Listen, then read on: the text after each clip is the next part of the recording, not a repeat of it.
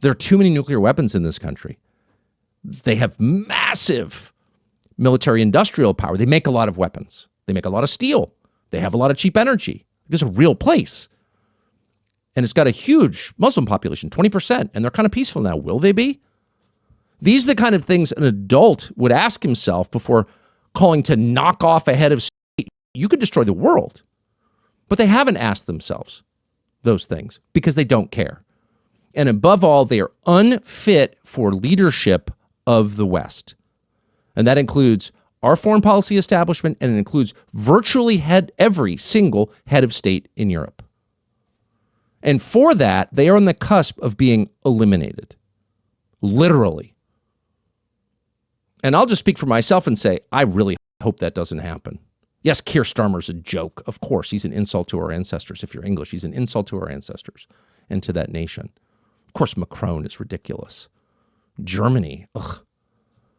But do you want to see them destroyed? And according to Sergei Karnagov, they're very close to being. So with that, watch this interview and ask yourself, why is this not on the front page of every paper? Why is this not on the lips of every European and every American? Because it's entirely real. Here's the interview. Mr. Karaganov, thank you very much for joining us. How do you believe this war will end? This war could and should be ended only when Russia achieves total defeat of Europe, hopefully without eliminating Europe. We are fighting not Ukraine, not Zelensky and the like. We are fighting again their Europe, which has been their source of all ills and all sources of evil in the history of humanity, of 2 world wars. Europe has been several times invading us. Last time it was openly in the 41, 45, when 90%, 95% of European countries came here under the banners of Hitler. Now, unbelievably, after all their defeats, they haven't learned the lesson. They're still pushing for a big war. I think, the reason is obviously that it's total failure of what the European elites. But so when we talk about the end of this war, it's not about, doing away with the rotation for the sake of saving themselves from the all covering up for the all mistakes they have done. That war will not stop. So I'm relatively skeptical as to the short-time possibilities of a piecemeal deal. However, of course, if we achieve something along the road and people will stop to be killed, well, the opportunity should be used. But I'm pretty sure that their problem is much deeper. And it is not Ukraine, it is not Zelensky and whomever. It is that Europe is again returning to its worst.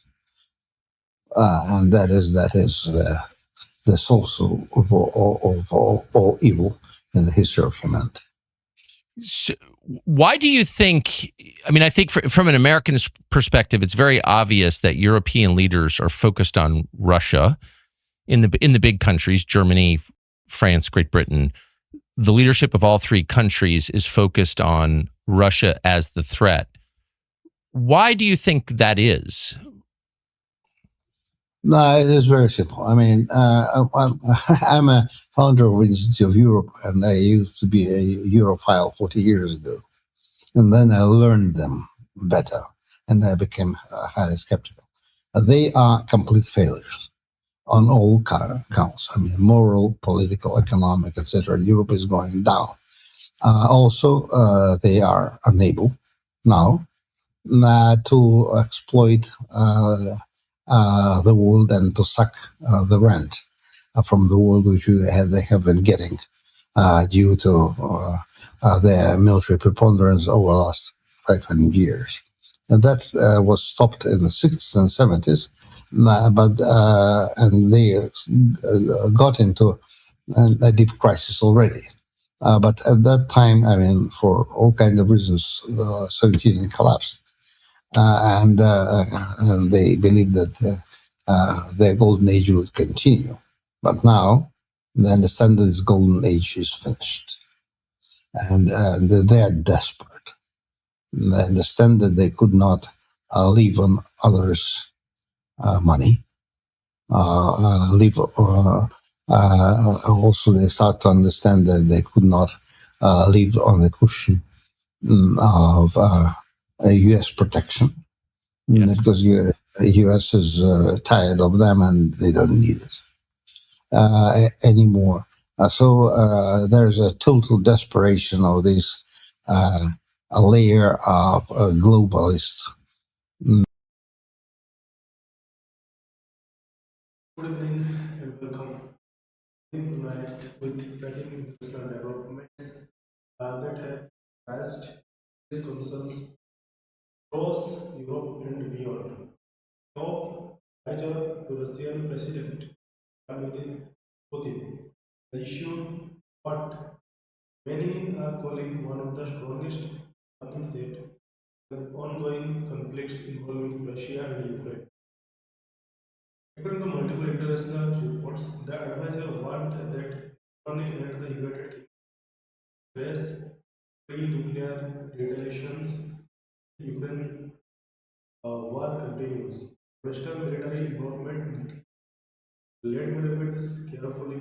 This is a warning, not not but language used as alarmed diplomats, defense, defense experts as well. To understand the background of the Ukraine war, so first the seriousness of the statement, we must find the understand the backdrop. Ukraine war now stretching for years as fundamentally global geopolitics. Ukraine has received extensive military, financial, and intelligence support from NATO nations, particularly Germany and United Kingdom. These supports include advanced weapon systems, immunizations, supplies, training, intelligence sharing. From Russia's perspective, this is a deal, not indirect support but direct involvement. Moscow has repeatedly stated that NATO is fighting a proxy war against Russia in Ukraine territory. Now, let me tell you precise. Russian advisor did not announce nuclear launch. He warned a potential nuclear conflict. Western nations knew what Russia calls escalations and often categorized as strategic deterrence, psychological pressure, diplomatic intervention. However, nuclear language is very usual. Any mention of nuclear weapons automatically triggers intelligence assessment, emergency diplomacy, diplomatic communications, and military readiness. Uh, Even wars move armies. Why nuclear threat? So, why does Russia use nuclear uh, rhetoric, military list point to three main reasons: deterrence to discourage Nato from supplying advanced troops, domestic messaging to show strength to Russian population and political elites. Of global pressure force Western governments into negotiations or during the Cold War, similar rhetoric was used repeatedly. Actual nuclear weapons were never deployed. Clearly, shows that nuclear threats are often louder than what the NATO response is. What are the now here is the most critical part of the story. Germany and the core networks and NATO's five attack. One member is considered attack on six. Nuclear strike would trigger a collective military response. Global United States hence presence of zero to would be global war, not a regional conflict. This is precisely why we believe nuclear use remains highly unlikely. First would be catastrophic for all the sides. So, global reasons so far, global reach. So, how has the world reacted?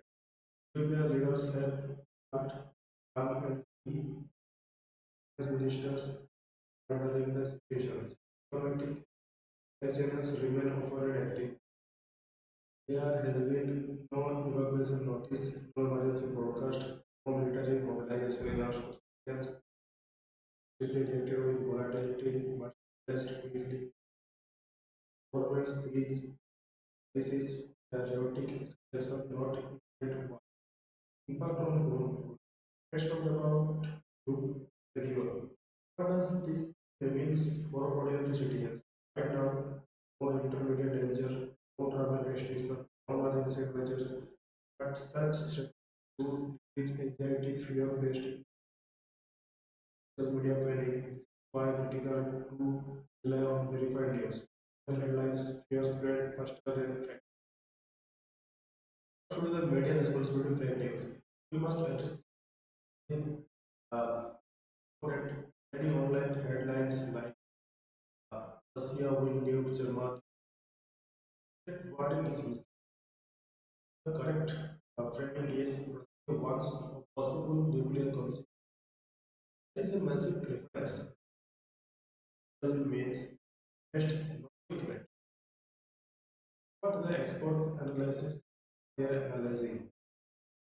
Defense experts say three things are better first now. Diplomacy remains active, no nuclear weapons have been deployed. All sides understand the consequences. Such statement is often goes around Mr. One.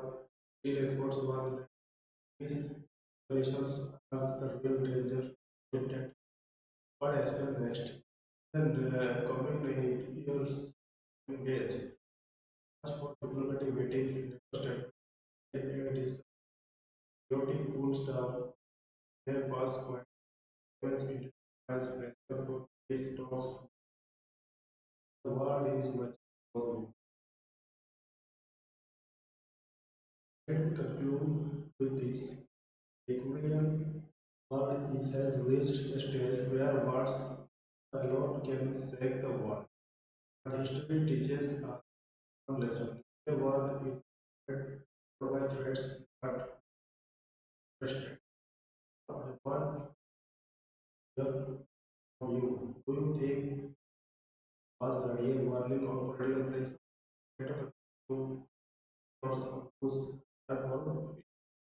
And we love watching, stay informed, stay calm, stay